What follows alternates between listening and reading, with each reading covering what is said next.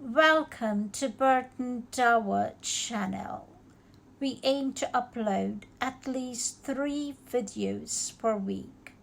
Click on the red subscribe button to be a subscriber. This is entirely free. All you need is to sign into your email. Being a subscriber means you wouldn't miss any of our videos, and you will also help to build our channel.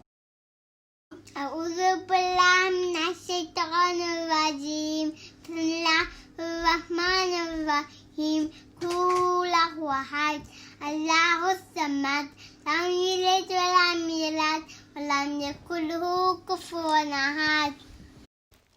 Assalamu alaikum wa rahmatullahi barakatuhu to all the mummies and daddies and all the children. Today I'll be reading chapter 6 from the book Journeying with the Prophets. Chapter 6, the story of Prophet Ibrahim alayhi salam and Ismail alayhi salam. Today, Nanny Serena is visiting Jasmine, Tariq and Amelia to tell the story of Prophet Ibrahim. Nanny Serena started telling the story. A long time ago in Iraq, in the city of Babylon, lived a man called Azar. He was from the descendants of Shem, son of Noah. He was a very good sculptor and carved idols from stones. People buy these idols and pray to them. There were so many of them in the temples, all nicely decorated. The people would even give them food. But idols cannot eat food, said Jasmine. They cannot do anything except remain where the people leave them, piped up Tariq. They're like my dolls, added Amelia. I only pretend to feed them because I know they cannot eat. How come the people did not know that the idols cannot do anything? Did everyone believe that the idols were God? Continued Amelia. Nanny told the children that Azar had a son named Ibrahim, and he did not believe that the idols were gods. One day he saw his father carving a large idol. He began to ask some questions. He wanted to know why these idols that he plays with were in the temple and the people were praying to them. The father was unable to give any sensible explanations. Azar named this big statue Marduk. Marduk had very large ears. He explained to Ibrahim that the large ears meant that he's very knowledgeable. With a stunned look on Jasmine's face, she informed, well, I'm puzzled as Ibrahim is. So, if Azar had put small ears on him, then it would have very little knowledge? Asked Tariq. It's like Azar is the one who can decide how much knowledge these idols have, added Amelia. When Ibrahim was 16 years old, he went to look for Allah. He walked a very long way until he saw a mountain. He climbed up and sat right at the top. He remained there until it was dark. When Ibrahim saw a very large star, he thought, it might be Allah. But when the star disappeared and replaced by the moon, he wondered if the moon was Allah. But when daylight came and the sun appeared, he thought the sun might be Allah, as it was bigger. But when the sun also disappeared at nightfall, he knew that it wasn't. Ibrahim realized that the one who creates everything must be the one true God, and the stars, the moon, and the sun were all Allah's creations. He then knelt and prayed to the one God, Allah. He knew that he was a prophet, and Allah had chosen him to guide the people. So, Prophet Ibrahim went on to educate the people. Did they all stop worshipping the idols after Prophet Ibrahim told them about Allah? Jasmine inquired. Nanny Serena responded that Prophet Ibrahim's father became very angry with him and did not believe him. He shouted at the Prophet and told him to leave his house. When he went to the others and told them about Allah, they did not believe him and told him to go away. There came a day when there was a big festival. Prophet Ibrahim thought of a plan. He wanted to show the uselessness of the idols. He seized his opportunity and used an axe to destroy all the idols except the large one. He then hung the axe over its head. Oh, that was indeed a very brave thing to do, said Tariq. The people must have been very angry when they returned, Amelia added. Nanny Serena went on to explain what happened afterwards. When the people returned from the festival, they were furious. They knew that it was Prophet Ibrahim who broke all the idols. To prove a point, he told them that the large remaining idol was responsible. His point was proven when the disbelievers in anger shouted that a statue is not capable of doing anything.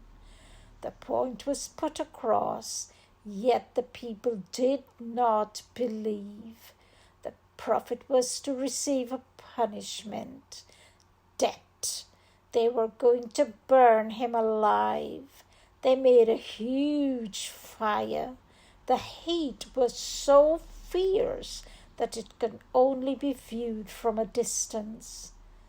Then the day arrived that the prophet was going to be thrown into that pit of fire.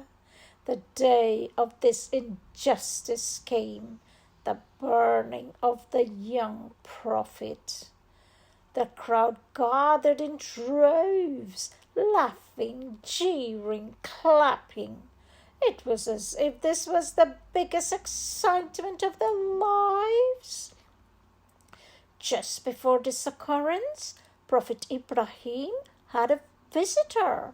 It was an angel.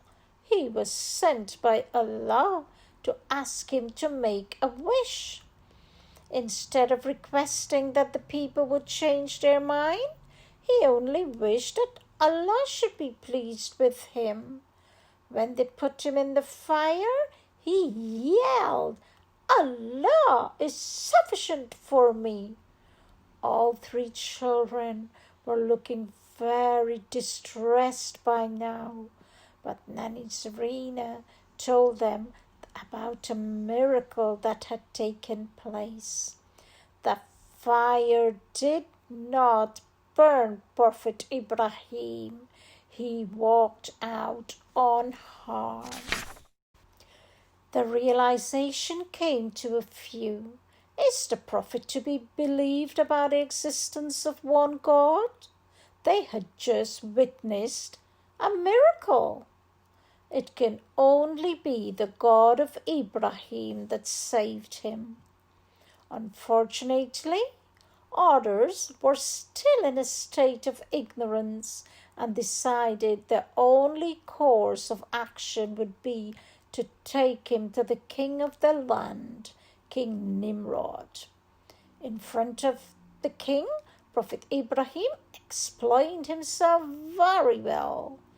He told about the worshipping of false gods. He proclaimed the existence of one God who is almighty, and it's only him who can decide whether a person live or die. Instead of the king believing him, the conceited king showed his arrogance when he said he can give life and death. All the children gasped on hearing this. He called for two of his subjects. He killed one and spared the life of the other. He was very pleased with himself and the power he can exercise. Prophet Ibrahim challenged him to make the sun rise from the west, as Allah makes it rise from the east. As King Nimrod could not make that happen, he let the prophet go. Prophet Ibrahim continued his mission. The obstinate people refused to believe. He only had two followers, Lut and was his nephew, and Sarah. She later became his wife. Prophet Ibrahim, Lut, and Sarah left Babylon. After the disbelief of the people continued, the prophet left Babylon.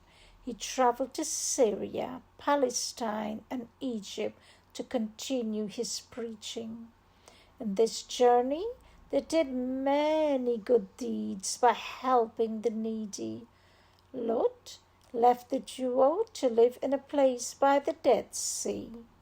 Prophet Ibrahim and Sarah continued their journey until they reached a land where an evil king lived. This evil king heard about the new traveler and his beautiful wife Sarah. He asked his guards to bring them to him. Prophet Ibrahim went first, and when questioned who Sarah was, he replied she was his sister. He said this to protect her. It was now Sarah's turn to meet the king. The evil king was amazed at her beauty and tried to touch her. By the will of Allah, his hand froze. He asked Allah to pray. He asked Sarah to pray to Allah to make him better and promise not to harm her. Sarah prayed. He recovered. He tried to touch her once again, and once again his hand was immobile. This time he promised Sarah if Allah was to make him better, he will not repeat his behavior. He kept his promise. He realized that Sarah must be very special. He released the couple and gifted them a slave girl called Hajra. The years went by and they all got very old. Prophet Ibrahim and Sarah longed for children but were not blessed with any. Sarah then gave her husband permission to marry Hajra, who went on to have a child with the prophet. A child was born. Hajra gave birth to a son, and they called him Ishmael. When Ismail was just a baby, Allah told Ibrahim to take Hajra and the baby on a long journey. They travelled for many days and nights until they came to Mountain Marwa. Prophet Ibrahim left them all alone in the desert. Apart from some water and dates, they had no food. Everywhere was barren. She called out to the prophet to ask his intentions. When he didn't reply, she knew that her circumstance was by the will of Allah. She has firm belief in Allah and was not afraid.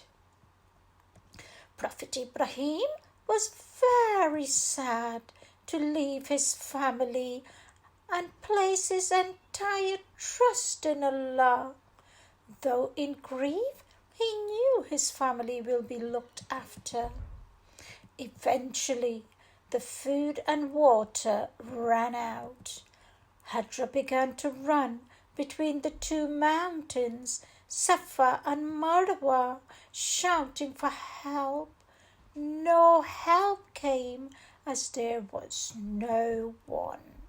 She continued running between the mountains 7 times.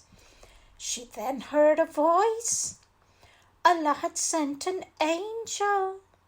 The angel took his wings and dug the earth until there was flowing water. She was overjoyed. Her thirst was well and truly quenched. Alhamdulillah, Subhanallah, said Jasmine. Allah can do anything. We must not be afraid, because when you believe in Allah, He will help you in all situations.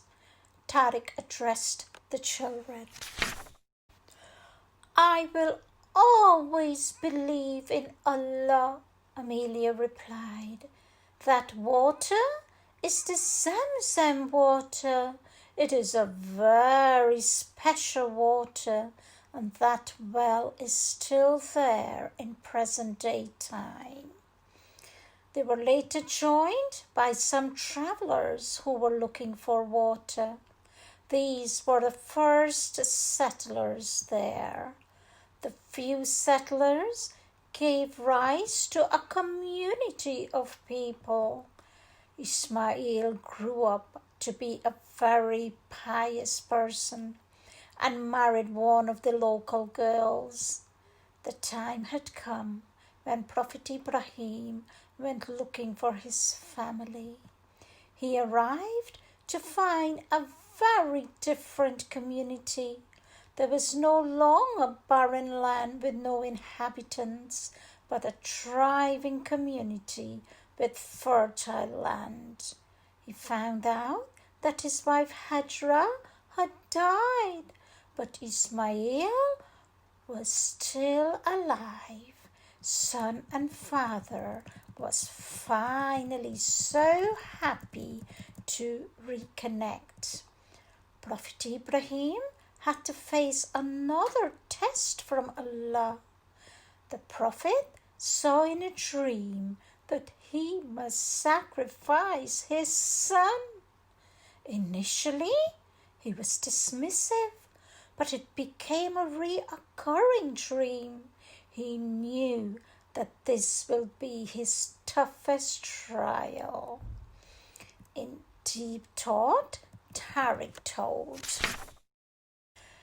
Prophet Ibrahim had many trials and tests. First, he was thrown in the fire. Then he had to leave his family in the desert. And now he has to kill his son. Jasmine reassuringly said, but Allah helped and protected him in all the trials. When Prophet Ibrahim told his son about his dream, Ishmael assured his father that he must obey Allah. They journeyed to Mount Arafat to perform this sacrifice. Ismail requested that his father tie his legs and hands so he will not struggle. The Prophet obliged and wore a blindfold so that he will not witness the suffering of his child. The Prophet has passed his test. Allah sent a lamb instead for the sacrifice. The Prophet was also rewarded with a second son. His wife Sarah gave birth and the child was called Ishaq. Nani will tell the story of Ishaq next. Before you go, please click on the subscribe button so you don't have to miss any of the videos.